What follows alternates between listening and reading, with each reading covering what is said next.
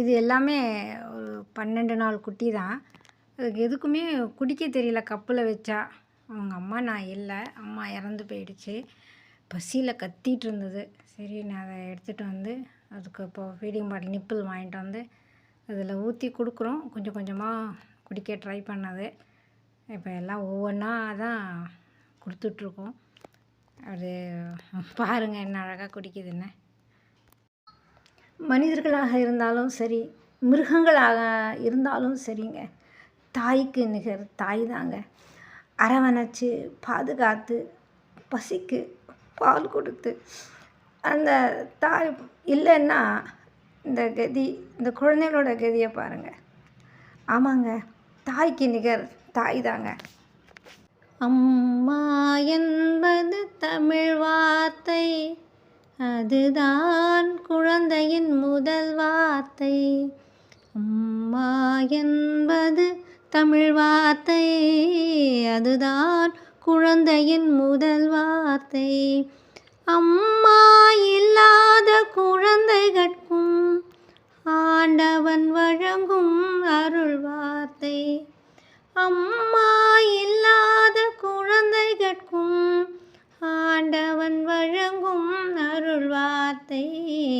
அம்மா என்பது தமிழ் வார்த்தை, அதுதான் குழந்தையின் முதல் வார்த்தை.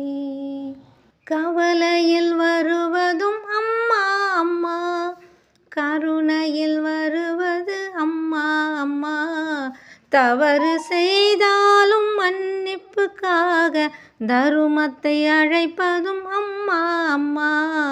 அம்மா என்பது தமிழ் வார்த்தை, அதுதான் குழந்தையின் முதல் வார்த்தை. அம்மா இல்லாத குழந்தைகட்கும் ஆண்டவன் வழங்கும் அருள் வார்த்தை. அம்மா என்பது தமிழ் வார்த்தை, அதுதான் குழந்தையின் முதல் வார்த்தை. குடும்ப கட்டுப்பாடு பண்ணிட்டோன்னா இந்த மாதிரி குழந்தைங்கள்லாம் பிறந்து இப்படி பாவம் கஷ்டப்படாது.